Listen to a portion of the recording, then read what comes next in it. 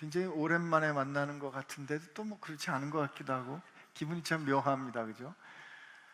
어, 여러분들 그 사이에 뭇별 예배를 계속 하신 분도 계실 거고, 아니면 그 예배가 아직 준비가 안 됐거나 또 사정이 안 돼서 다른 교회 예배 가신 분들도 계실 거예요. 저는 오늘 이 말씀 보면서 다시 한번 우리가 잘 가고 있구나 하는 이런 생각을 하게 됩니다. 오늘 21장은 말이에요, 참 특별한 장이에요.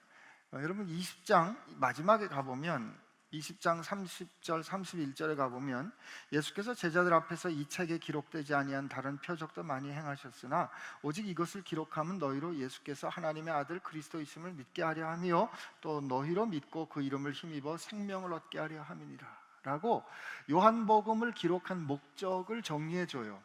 요한복음을 기록한 목적을 정리해 준다는 뜻은 20장에서 이 책이 끝나는 것 같은 느낌을 주는 거예요. 그런데 21장에 이 이야기가 나오는데 이건 마치 부록처럼 나오는데 굉장히 특별합니다. 우선 오늘 이 말씀을 통해서 우리가 확인하는 내용은 뭐예요? 지금 예수님께서 베드로에게 너는 내 양을 먹여라 라는 목양의 사명을 주시는 거예요. 베드로가 앞으로 그의 남은 인생을 어떻게 무엇을 하며 살아야 하는지 그 사명을 주시는 거라고요. 오늘 우리식으로 하면 목사 안수식 이런 걸지도 모르겠어요. 주님께서 주시는 그 위대한 사명, 주님의 그 놀라운 영광스러운 사명을 지금 베드로에게 주시는 장면이에요. 그런데 그 장면이 어떻게 시작이 되냐면 아침 먹은 후에. 이 기가 막히지 않아요?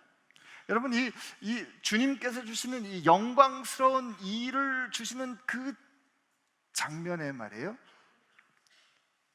커다란 건물이 있는 교회가 있는 것도 아니었고 그 안수를 받기 위해서 가운을 받쳐 입은 것도 아니고요, 그 일을 위해서 예식이 요란하게 준비되어 있는 것도 아니고요, 식순지가 따로 마련되어 있는 것도 아니고요, 사람들이 엄청나게 많이 모여 있던 것도 아니었어요.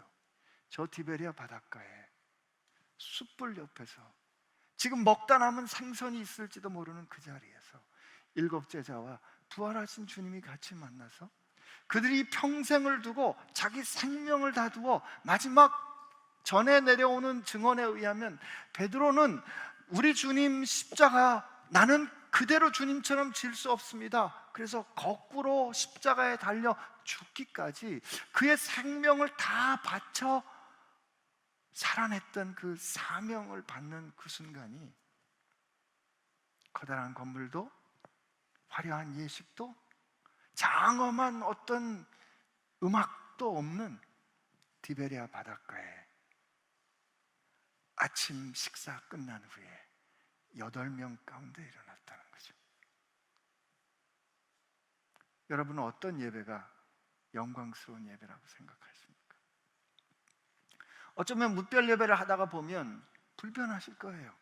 목사님이 말씀을 잘 풀어주는 것도 아니고 오늘 한 것처럼 찬양이 그렇게 자연스러운 것도 아니고 함께 모여서 이렇게 같이 모일 때 있는 그런 분위기가 있는 것도 아니고 어떻게 하다 보면 좀 이렇게 어색하고 저렇게 불편하고 저렇게 흐름이 끊기는 그런 곳에서 나는 과연 은혜를 받을 수 있을까라고 의심이 되는, 이렇게 해도 이게 정말 잘하는 거 맞나 하는 질문이 드는 우리에게 예수님이 오늘 이 장면으로 가르쳐 주신 거죠. 디베리아 바닷가가 주님께서 주시는 그 위대한 사명을 전해주는 영광스러운 순간이었다는 거죠. 저는 우선 그걸 느끼고 확인하면서 참 감사하게 돼요. 그 또 뭔가 이 구원은 말이에요, 역시 1대1로 이루어지는 거구나 하는 생각하게 됩니다. 예수님께서 베드로를 사랑하셔서 베드로를 마지막까지 분명히 세워주시는 그 예수님의 그 배려 말이에요. 예수님께서 그를 이끌어 주시는 그 예수님의 행하심에는 그 베드로 한 사람을 향한 모든 준비가 있었던 거 아니에요? 여러분, 오늘 밤새도록 다시 자기 옛 삶으로 돌아가서 고기를 잡으러 간 그 베드로, 밤새도록 헤매봐야 사실 여러분 마음은 딴 데가 있는 거 아니에요? 저는 이 말씀 볼 때마다 그 베드로가 어떻게 보면 좀 생각이 좀 착잡한 마음이 됐을 때 말이에요. 지금 자기 인생 다 걸었었거든요. 자기 인생 다 걸고 그를 쫓았는데, 그리고 나서 이따가 우리 조금 얘기해 볼 거지만, 나는 죽으면 죽었지 당신 부인하지 않겠습니다 라고, 내가 어떻게 당신을 쫓았는데 내가 당신을 부인합니까? 난 주님 가는 곳까지 난 갑니다 이렇게 얘기했는데, 주님께서 그에게 아니야, 너는 부인할 거야 라고 경고까지 했는데, 어처구니 없이 그냥 그 순간에 엉겁결에 부인하게 되잖아요. 그리고 그 뒤에 쭉 흘러가는 이야기를 보면 부활하신 주님 다시 나타나셨는데, 베드로에게 한마디라도 좀 해주셨으면 좋겠는데 그거 아무 말씀도 안 하십니다. 내가 베드로였다면 미안해 죽겠는 거죠. 죄송한 거죠. 어떻게 좀 뭐라고 말을 해야 되겠는데 너무 부끄럽고, 차라리 그때 난 죽으면 죽었지 주님 부인하지 않습니다 그 말 안 했으면 모르겠는데, 그 말 한 게 더 부끄러우니까 말도 못하는 거 아니에요? 그런데 주님 차라리 야 임마! 라고 꾸중이라도 하셨으면 좋겠는데 아무 말씀도 안 하는 거 아니에요? 그럴 때 그렇게 자기가 모든 걸 버리고 떠났던 자기 고향으로 돌아가서, 그 갈릴리로 돌아가서 그 복잡한 심정으로 배에 올랐으니 고기가 잡히겠어요? 고기도 자존심이 있지, 정성을 다해서 잡아야 잡히는 거지. 그냥 그물만 내려왔을 뿐 아니에요? 근데 그때 말이에요, 그렇게 밤이 맞도록 수고했는데 고기를 못 잡은 그때 주님께서 그 날이 밝갈 그 무렵에 해변가에 서 있다가 뭐라고요? 그 전에 보면 뭐라고, 얘들아 고기가 있느냐? 고기가 없지 뭐, 오른편에 좀 그물을 걷어봐라 그랬을 때, 오른편에 그 말씀에 따라 그물을 내렸더니 고기가 잡히는 그때, 베드로 처음 만났던 그때 생각나는 거죠. 주님 자기 배에 오르셔서 깊은 데 고기를 내려, 주님 잘 모르시는 모양인데 고기는 깊은 데서 잡히지 않습니다 라고 가로 열고 가로 닫고 얘기했지만, 당신이 그렇게 말씀하시니 내가 한번 내려보겠습니다 했는데 고기를 잡았던 그때가 생각나면서, 그죠? 요한이 바라보면서 주님이시다 그랬을 때 그가 첨벙 내려가서 그냥 아직 그 육지에 배가 닿지 않았는데 막 달려가서 그 발 앞에 엎드렸을 때, 차라리 저 같으면 주님 잘못했어요, 미안해요 그렇게 말했을 것 같은데 그 말도 못하는 그때 주님이 야 생선 좀 갖고 와봐. 근데 그때 그 날이 밝아가는 쌀쌀한 그 해변가에서 불을 피워놓고 그를 녹여주시는 그 장면은, 자기가 예수님께서 잡히시던 그 마지막 밤에 몸을 녹이려고 불을 쬐던 그날 밤이 생각나지 않았겠어요?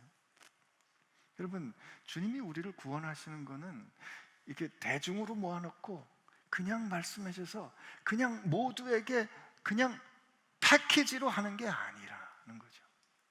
주님은 한 사람 한 사람에게 그에게 꼭 필요한, 그가 반드시 풀어야 하는, 그의 인생에 가장 그를 어렵게 했던 그 문제를 주님은 아시고 다루시고 그 문제를 넘어서도록 해주시는 분이에요. 베드로에게 그랬다면 저에게 그럴 것이고 여러분에게도 그렇게 할 겁니다. 여러분을 만져주시고 여러분과 이야기해 주시고 여러분을 다루어 주시는 그 주님은 유일한 여러분만을 위한, 여러분이 그냥 주님께서 아 하면 벌써 탁 알 수 있는 그 일로 여러분을 만나 주신다. 사적이라는 표현이 굉장히 좀 잘못 사용되고 있지만, 사실 우리를 구원해 주시는 주님의 구원은 그렇기 때문에 매우 개인적입니다. 우리 모두 한 사람 한 사람에게. 여기는 그런 뭐랄까, 이 베드로와 한 사람을 돌보시는, 그를 만져주시는 주님의 그 배려, 있어요. 매우 인간적이고 매우 퍼스널한 거죠. 그러나 그 매우 인간적이고 매우 따뜻하고 매우 개인적인 그 가운데 주님은 하나님의 놀라운, 당신의 양을 치도록 하시는 하나님의 놀라운 일을 그에게 맡겨주시는 거거든요. 우리도 마찬가지예요. 주님 우리 한 사람 한 사람을 그렇게 집중해서 만나주시되 우리에게 당신의 그 귀한 일을 맡겨주실 겁니다. 근데 오늘 예수님께서 베드로에게 이제 식사하고 난 다음에 이 꿀먹은 베드로에게, 이게 꿀먹은 베드로가 아니고 꿀먹은 벙어리 있잖아요. 베드로가 지금 말이 없잖아요, 그죠? 그들이 조반을 먹은 후에 예수께서 시몬 베드로에게 이르시되 요한의 아들 시몬아, 이렇게 부르시거든요. 제가 옛날에 좋아했던 찬양 중에 여러분 잘 모르시는 찬양이 있어요. 요한의 아들 시몬아 이라는 그 시작된 찬양 아시는 분 계세요? 요한의 아들 시몬아, 내가 다른 사람들보다 나를 더 사랑하느냐? 그때 주님이 물으셨네. 물론 반주가 나오면 제가 계속 할 거지만 모르는 것 같아요. 근데 이제 이때 요한의 아들 시몬아라고 부르시는 거는 이게 정색을 하고 부르시는 거예요. 그러니까 보통 때 주님이 별명을 부르셨어요. 베드로야, 신기야 하면 이제 제 별명을 부르시는 거죠.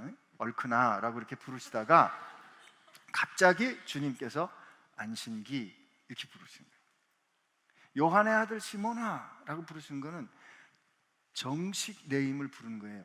요한의 아들 시몬. 지금 예수님께서 정색을 하시고 물어보시는 상황이 좀 이렇게 이게 그냥 가벼운 상황이 아닌 거죠. 예수님이 요한의 아들 시몬아 이렇게 정색을 하고 그를 부르시면서 내가 이 사람들보다 나를 더 사랑하느냐 물어봅니다. 내가 이 사람들보다 혹은 이것들보다 나를 더 사랑하니? 라고 물어보시는 거예요. 그랬더니 주님 그러합니다. 그러하나이다. 내가 주님을 사랑하는 줄 주님께서 아십니다. 이 대답합니다. 근데 여러분 이 주님의 이 말씀은 오늘 우리에게도 똑같은 거예요. 주님 뭐라고 말씀해? 너 다른 이 모든 것보다 혹은 다른 사람들보다 나를 더 사랑하느냐? 라고 주님이 물어보신다고요. 주님이 이렇게 물어보실 때가 있었어요. 언제냐면 제자들에게 이렇게 말씀을 하시는데 그 제자들을 마태복음 보면 제자들을 이제 파송하시면서 마태복음 10장에 뭐라고 얘기를 하시냐면 이렇게 말씀을 하세요. 제가 읽어드릴게요. 마태복음 10장 37절부터 39절인데 아버지나 어머니를 나보다 더 사랑하는 자는 내게 합당하지 아니하고 아들이나 딸을 나보다 더 사랑하는 자도 내게 합당하지 아니하며 또 자기 십자가를 지고 나를 따르지 않는 자도 내게 합당하지 아니하리라.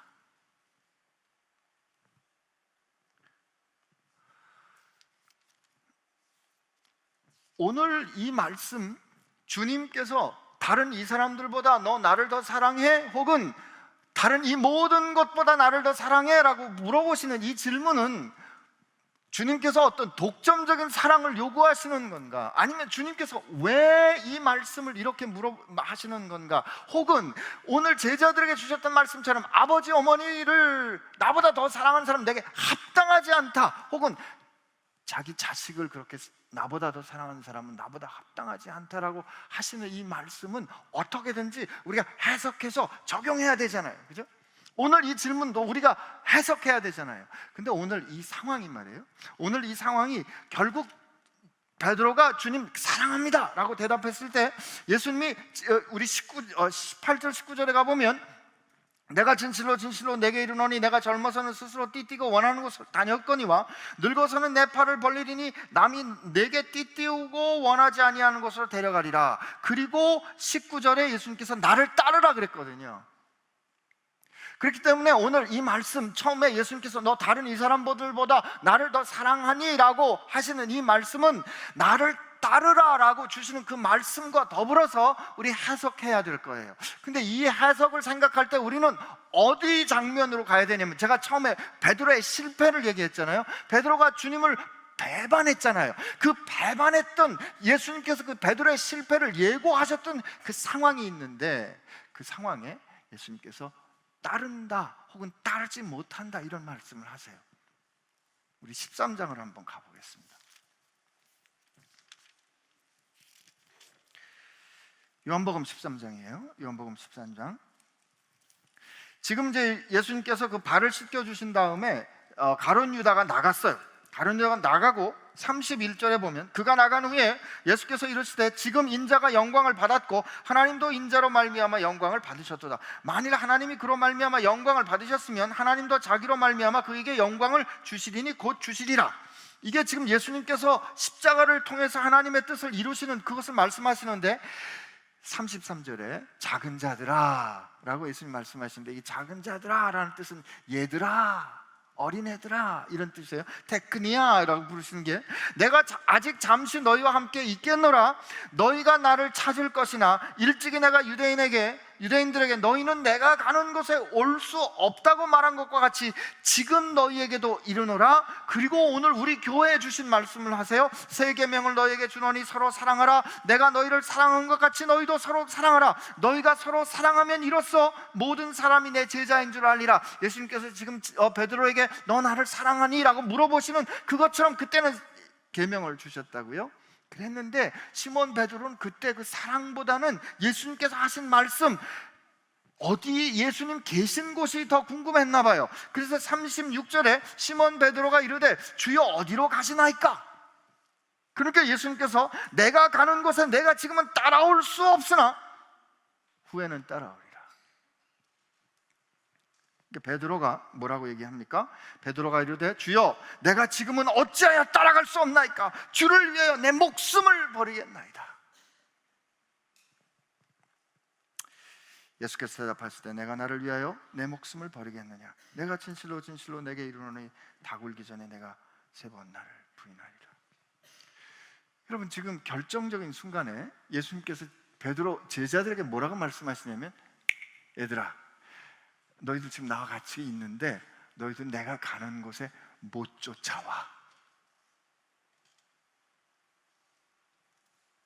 그랬더니 베드로가 왜 못 갑니까? 그냥 주님 계시는 곳에 뭐라고요? 주를 위하여 목숨을 버리겠다는 뜻은 내가 주님 가시는 곳 어디든지 따라가겠습니다 라는 결정이에요. 근데 저는 이게 어떻게 해석이 되냐면요, 그때 베드로가 갑자기 철렁했을 거예요. 아니 주님 이럴 수가 있어요? 아니 이제까지 우리를 그렇게 따라오라 그래 놓고서, 여러분 잘 생각해 보세요. 공간 복음 모든 걸 다 우리 같이 종합해서 보면 베드로가 처음 예수님 만났을 때 누가복음 5장에 보면 그게 시점이 꼭 나오는 건 아니지만, 베드로가 예수님을 그렇게 자기 배에 올라오신 예수님이 고기를 깊은 곳에 그물을 들이고 고기 잡으라 그랬을 때, 베드로가 그 일을 겪고 난 다음에 베드로가 주님 앞에 엎드려서 뭐라 그랬냐면, 주님 나를 떠나소서, 나는 죄인입니다. 주님 나를 떠나소서, 나는 죄인입니다. 그랬거든요. 그랬을 때 예수님이 너는 나를 따라오너라, 내가 너를 사람 낚는 어부가 되게 해줄게 라고 하셨어요. 나 처음에 예수님 따라 안 가겠다 그랬다고요. 그런데 주님께서 너는 나를 따라오너라 그랬거든요. 그래서 베드로가 예수님 따라갔던 거예요. 그런데 예수님께서 어느 날 예수님 앞에 부자 관원이 찾아왔어요. 그는 보니까 어렸을 때부터 율법도 잘 지켰고 젊은 나이에 관원이 됐어요. 가진 것도 많아요. 여러 가지로 볼 때 베드로 자기는 저 갈릴리 변방에 여기 어깨에 문신하는 그런 노동꾼 출신이란 말이에요. 문신은 했는지 안 했는지는 모르겠어요. 그러니까 여러 가지로 비교가 되는데 예수님께서 그를 사랑스러운 눈으로 바라보셨다고 기록하고 있어요. 그런데 예수님께서 그 녀석이 그냥 좋게 안 불러줬을 것 같아요. 그 녀석이 예수님께 어떻게 하면 영생을 얻겠습니까? 그랬더니 예수님께서 이렇게 계명을 얘기하시니까 그 계명을 어렸을 때부터 다 지켰대요. 여러분, 아무리 자신 있어도 어렸을 때부터 그 계명 다 지켰다고 말하기 어려워요. 저 같은 목사의 아들도 어렵다고요. 근데 예수님 앞에 그냥 당당하게 말할 때 얼마나 베드로가 속으로 천불이 났겠어요. 그런데 예수님께서 그래, 근데 네가 한 가지 부족한 게 있다. 너 가서 너 가진 걸 다 팔아 가난한 사람에게 주고 그리고 나를 따라오너라. 그랬더니 그가 근심하고 떠났어요. 가진 것이 많았기 때문에 그가 근심하고 떠났어요. 그는 못 쫓아갔다고요. 그때 그 상황에 주님, 우리는 모든 것을 버리고 주님을 따라싸우니 그런즉 우리는 무엇을 얻어올까? 라고 물었던 게 누군지 아세요? 베드로라고요. 내가 원하지도 않았고 자격도 안 돼서 주님 따르지 않겠다 그랬어요. 그런데 주님이 나를 따르게 만들어 놓고, 그래서 나는 모든 걸 다 버리고 따랐는데 이제 주님께서 아주 결정적인 순간에 너는 나를 못 따라온다. 여러분이라면 어떻게 하겠어요? 내 인생 어떻게 되는 거냐고요. 내가 모든 걸 다 걸고 그분을 따랐는데, 모든 걸 다 걸고 그분을 쫓았는데 이제 와서 못 쫓아온다고, 이제 와서 못 따라온다 그러면 어떻게 하냐고요? 어떻게 하냐고요? 저는 아마 베드로에게 그날 그 요한복음 13장에 이런 심정이 있지 않았을까 싶어요. 그게 해결되지 않았던 거죠, 그죠? 근데 오늘 예수님께서 그에게 넌 이 사람들보다 나를 더 사랑하니? 라고 물어보시잖아요. 저는 이게 어떻게 들리냐면요, 여러분, 우린 예수님을 사랑한다, 예수님을 믿고 따릅니다. 그런데 예수님을 믿고 따르는 게, 주님, 제가 죄가 많기 때문에 예수님을 믿고 따라서 저 이 죄로부터 자유롭고 싶어요. 주님, 제가 예수님을 믿고 따라서 주님, 제 인생 진짜 좀 잘 살아보고 싶어요. 주님, 제가 예수 믿고 죽은 다음에 천국 가고 싶어요 라는 목적과 이유로 예수님을 좇고 우리가 그렇게 배워왔잖아요.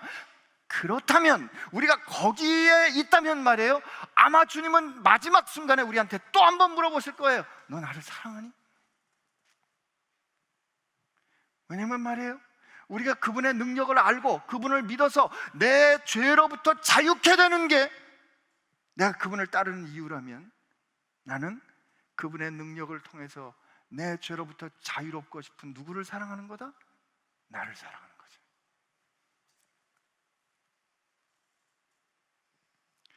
내가 주님 예수를 믿고 잘 살기 원해서 멋진 인생을 살고 싶은 건 뭐다? 그분을 믿고 따라서 이렇게 멋진 인생을 살고 싶은 나를 사랑하는 거거든요. 여러분, 베드로가 주님 말씀까지 다 들었는데도 불구하고 베드로가 그 여종이 와서 너 말하는 거 보니까, 네 말하는 저 사투리를 보니까 너 갈릴리 출신이네. 그때 아니야 라고 말하는 이유는 뭘까요? 내가 그를 알았다면 난 저주를 받을 거야 라고 말했던 이유는 뭘까요? 마지막 순간에 얼떨결에 뭐요? 자기를 지키려는 거 아니었어요?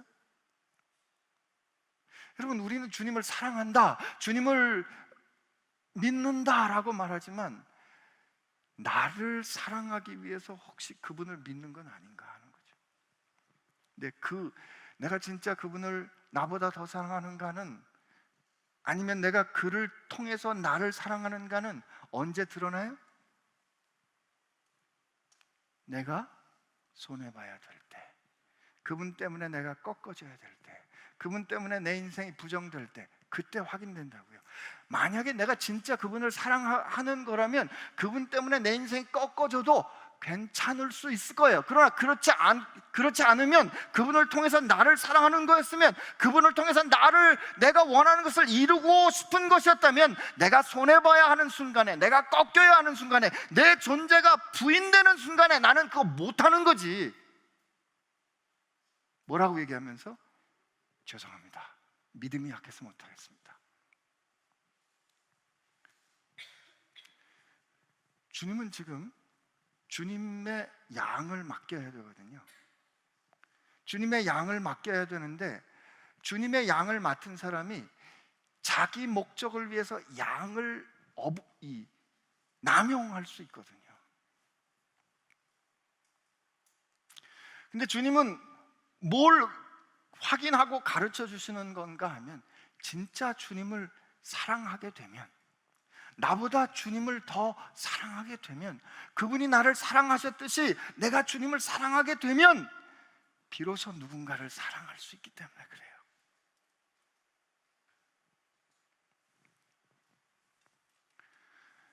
여러분, 목회자들 중에도 자기의 목회 철학과 자기의 목회 비전을 이루기 위해서 성도를 남용하는 사람들이 있어요.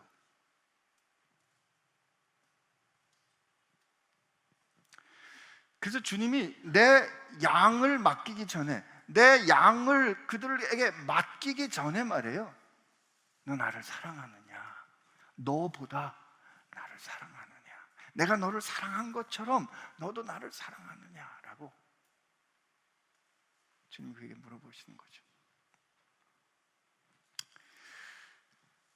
한 번만 물어보시지 3번 물어보시잖아요. 여러분, 이 기도 응답이 잘 안 될 때요, 기도 응답이 잘 안 될 때 그거 주님이 확인하시는 거다 이렇게 생각하시면 딱 좋습니다. 기도 응답이 안 되면 주님이 확인하고 또 확인하고 여러 번 물어보잖아요. 그럼 진실이 나옵니다. 예수님께서 계속 물어보세요. 그러니까 이제 오늘 이 이야기의 진행을 보면 3번째, 예수님께서 이제 우리 이미 읽은 거니까 17절에 3번째 이르시되 또 정색을 하고 물어보세요. 요한의 아들 시몬아. 이렇게 보통 말씀 안 하시는 것 같은데 계속 정식으로 부르시는 거죠. 요한의 아들 시몬아, 내가 나를 사랑하느냐 하시니 주께서 3번째 내가 나를 사랑하심으로 베드로가 근심하여 이르되 주여 모든 것을 아시오매 내가 주님을 사랑하는 줄 주님께서 아시나이다. 여러분, 왜 베드로가 근심했을까요? 여러분이라면 근심 우리 그냥 제가 시험 안 할게요. 우리 다 근심하게 될 거예요. 우리 주님 앞에 섰는데 신기야, 너 나 사랑했니? 아, 그럼요, 사랑했죠 주님. 그래. 안신기, 너 나 사랑했어? 아, 예, 주님 사랑합니다. 이제 주님 이렇게 생명책 같은 걸 이렇게 펴시면서 내가 살아온 인생을 다 이렇게 적은 걸 이렇게 보시면서 안신기, 내가 나를 사랑했어? 사랑하니? 어떻게? 조용하는 거지.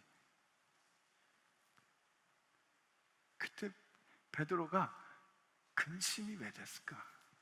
그러면서 베드로가 왜 그렇게 고백했을까? 주님이 다 아시지 않습니까? 제가 주님 그렇게 목숨 걸고 주님 사랑합니다 말해놓고 그 계집 아이 앞에서 형편없이 무너진 거 주님 다 아시지 않습니까? 그럼에도 불구하고 제가 주님 사랑하는데 주님이 이게 접니다. 그러나 제가 그렇게 실수하고 제가 그렇게 넘어졌지만 제가 주님 사랑합니다 라고 고백하는 그 베드로의 고백이 그거죠. 내가 주님을 사랑하는 줄 주님은 아십니다. 내가 주님 사랑한다고 고백했지만 내가 어떻게 살았는지 주님 다 아십니다.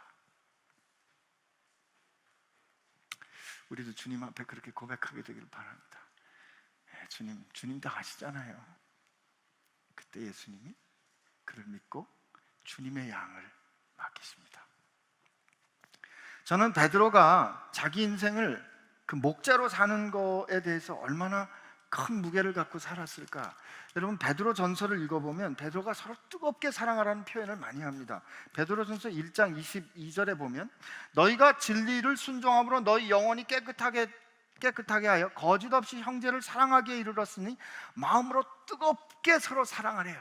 그 다음에 3장 8절에 보면 마지막으로 말하노니 너희가 다 마음을 같이하여 동정하며 형제를 사랑하며 불쌍히 여기며 겸손하며 이렇게 돼 있고, 4장에 보면 4장 몇 절이더라?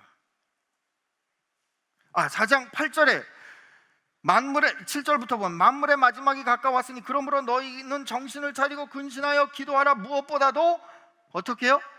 뜨겁게 서로 사랑할지니 사랑은 허다한 죄를 덮느니라. 그런데 베드로가 그러면서 뭐라고 얘기하냐면 5장 이렇게 돼 있어요. 5장 2절부터 읽어보면 너희 중에 있는 하나님의 양무리를 치되 지금 내 양을 치라 이렇게 예수님께 들었잖아요. 억지로 하지 말고 하나님의 뜻을 따라 자원함으로 하며 더러운 이득을 위하여 하지 말고 기꺼이 하며 맡은 자들에게 주장하는 자, 이게 군림하지 말고 그들을 부리지 말고 주장하는 자세로 하지 말고 양무리의 본이 되라. 그리하면 목자장이 나타나실 때 시들지 아니하는 영광의 관을 얻으리라. 베드로는 아마 예수님께서 자기에게 보여주신 대로 그렇게 그들 가운데 살고 애쓰고 노력했던 것 같아요. 근데 여러분, 오늘 예수님께서 이 베드로의 이 사랑의 고백, 그가 다시 회복될 수 있는 그 기회를 주신 다음에 예수님께서 들려주시는 말씀이 뭐냐면, 내가 진실로 진실로 내게 이르노니 내가 젊어서는 스스로 띠띠고 원하는 곳으로 다녔거니와 늙어서는 내 팔을 벌리리니 남이 내게 띠띠고 원하지 아니하는 곳으로 데려가리라. 이 말씀을 하시면 베드로가 어떤 죽음으로 하나님께 영광 돌릴 것을 가르치심이로라. 이 말씀을 하시고 베드로에게 이르시되 나를 따르라. 저는 이 두 말씀 보면서 진짜 우리가 주님을 사랑으로 따른다는 것은 수동태, 피동태 이런 게 있는 거구나. 여러분, 진짜 우리가 사랑해서 주님 따르는 순간이 언제냐면요, 내가 하고 싶을 때 하고, 내가 하고 싶은 헌신을 하고, 내가 이렇게 하나님 앞에 하고 싶은 일을 할 때 주님을 따르는 게 아니에요. 그 따르는 거예요. 그러나 진짜 주님을 따르는 건 뭐냐면요, 하고 싶지 않은데 해야 할 때, 내가 꺾이는데 해야만 할 때, 내가 이 일을 함에도 불구하고 나는 하나도 드러나지 않을 때, 원하지 않는데 나를 띠띠워 끌고 가는 곳을 끌려갈 때, 이거는 수동적이고 비동적이고 억지로 하는 것 같지만 이게 주님을 따르는 거라니까요. 왜 그렇게 할 수 있다? 주님을 통해서 나를 사랑하는 것이 아니라 나를 사랑하신 그분을 나도 사랑하기 때문에. 우리가 주님을 그렇게 사랑하면 그 사랑으로 누군가를 사랑할 수 있고, 그 사랑으로 누군가를 사랑할 때 내가 좀 손해볼 수 있을 겁니다. 아멘 안 하시는군요. 쉽지 않겠죠, 그죠? 근데 저는 오늘 이 말씀 보면서 마지막에 얘는 어떻게 돼요? 이건 참 여러분 집에 가서 묵상해 보세요. 하여튼 이 베드로 대단한 인물이에요. 이 결정적인 순간에 그렇게 주님께서 지금 다 이렇게 했는데, 그런데 알았고요. 그건 됐는데요. 얘는 어떻게 해야 돼요? 요런 거 하다가 주님한테 마지막에 무지개 혼났거든요. 진짜 무지하게 혼났어요. 그렇지만 그때도 주님 뭐라고 말씀하시냐면, 얘 어떻게 되는 건지 상관하지 말고 너는 다만 나를 따라와, 이렇게 말씀하시잖아요. 근데 여러분, 이 일이 언제 일어났다? 부활하시고 일어났어요. 그죠? 여러분, 우리 부활은 언제 경험한다? 그죠? 죽은 다음에 경험하죠, 그죠? 그리고 우리는 항상 부활을 어디로 생각해 놓냐면 미래로 밀어놔요. 미래로 밀어놓는다. 죽은 다음에 주님 오실 때 우리가 부활할 겁니다라고 미래로 밀어놔요. 맞아요.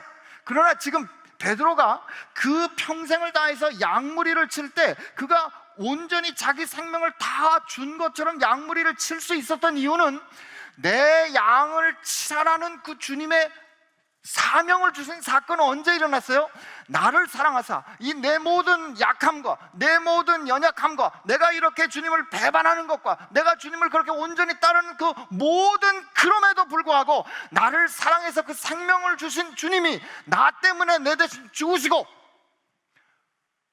죽음을 이기시고 부활하신 그 사건이 이미 일어났다잖아요.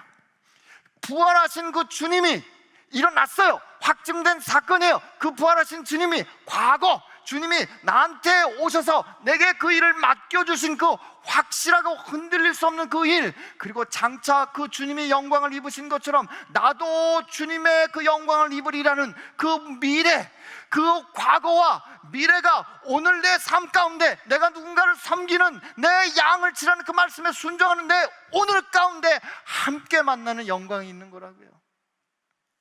주님은 어제도 오늘도 내일도 동일하시다가 어떻게 그가 살아가는 동안에, 그가 양을 섬기는 동안에 그는 경험했던 거예요. 나를 위하여 사신 주님, 흔들리지 않고 사신 주님, 그날 사셔서 다시 사셔서 내가 도망갔던 갈릴리 그 바닷가로 다시 내게 오셔서 나를 회복시켜 주신 그 주님이 그 말씀하신 대로 다시 오실 것을 나는 오늘 뭐를 통해서 확인한다?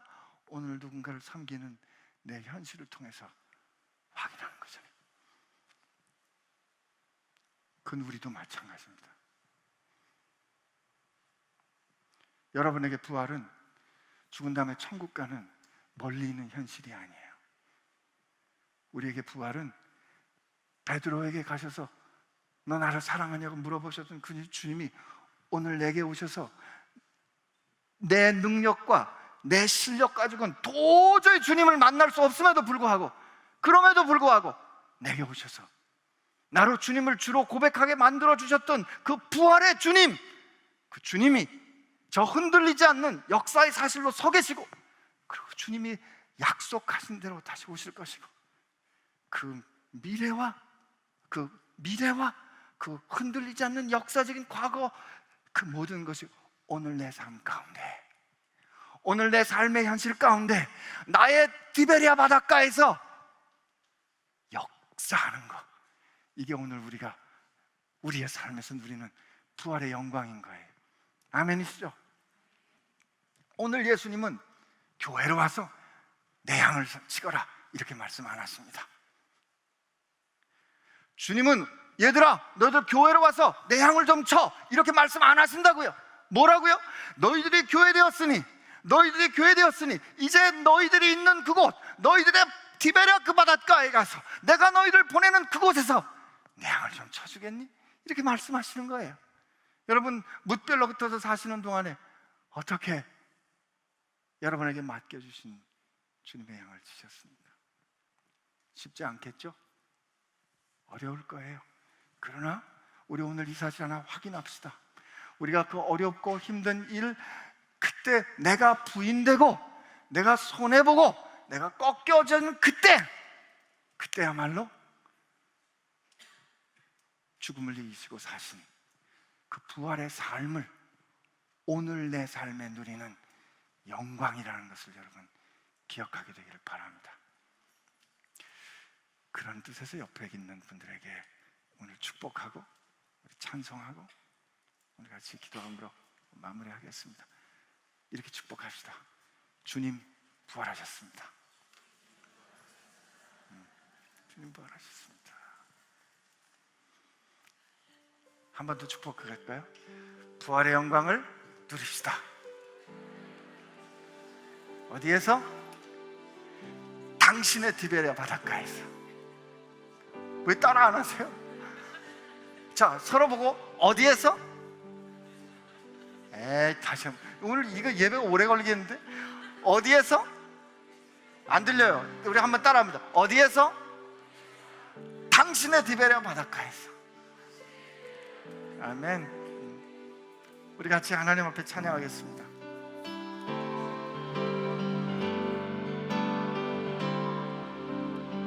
십자가 그 사랑 찬양하리 날 구원하신 그 사랑 내 삶을 드려 찬양하리라 놀라우신 주의 사랑 십자가 그 사랑 찬양하리 날 구원하신 그 사랑 우리 다 같이 일어나서 찬양할까요? 내 삶을 드려 찬양하리라 놀라우신 주의 사랑 영원히 찬양하리라 아름다우신 오 놀라우신 영원할 수 없는 사랑 오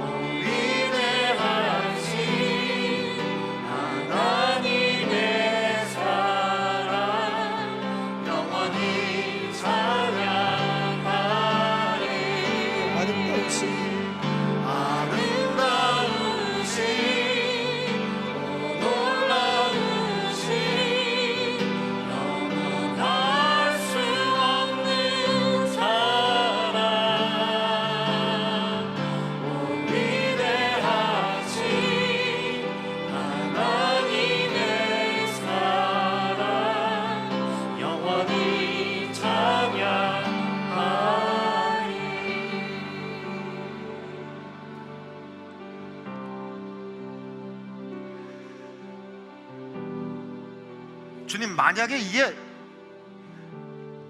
조금만 달랐어도 말이에요, 주님 내 상황이 이렇지만 않았어도 말이에요, 주님 하필이면 왜 이런 상황을 내게 허락하셨나요? 라는 질문이 여러분 가운데 있었을 겁니다. 그 질문을 베드로는 이렇게 우리에게 대표로 돼서 주님 앞에 물었어요. 주님, 이 사람은 어떻게 되나요? 주님이 그때 베드로에게 말씀하시잖아요. 그 사람 어떻게 되는 건 너하고 무슨 상관이 있어? 내게 중요한 것은 말이다, 너에게 중요한 것은 말이다, 내가 생명을 주어 너를 사랑했다는 것이고, 내가 나를 사랑한다면 말이야, 너와 내가 함께 걷는, 네가 내 뒤를 따라 걷는 그 일은 아무도, 그 누구도 대신할 수 없는 유일하기에 가장 위대한 길이야.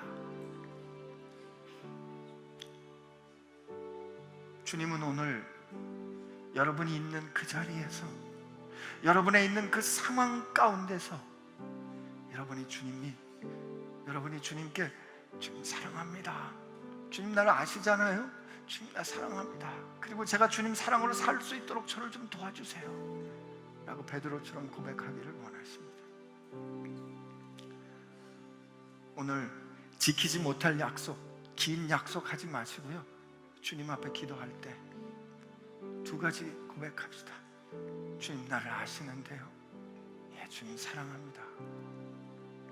주님 사랑해서 나를 사랑하는 것이 아니라 주님 사랑하기 때문에 내가 잊혀지는 은혜를 허락해 주세요. 이렇게 주님 앞에 베드로처럼 사랑이 고백하는 시간 되기를 바랍니다. 우리 같이 기도합시다.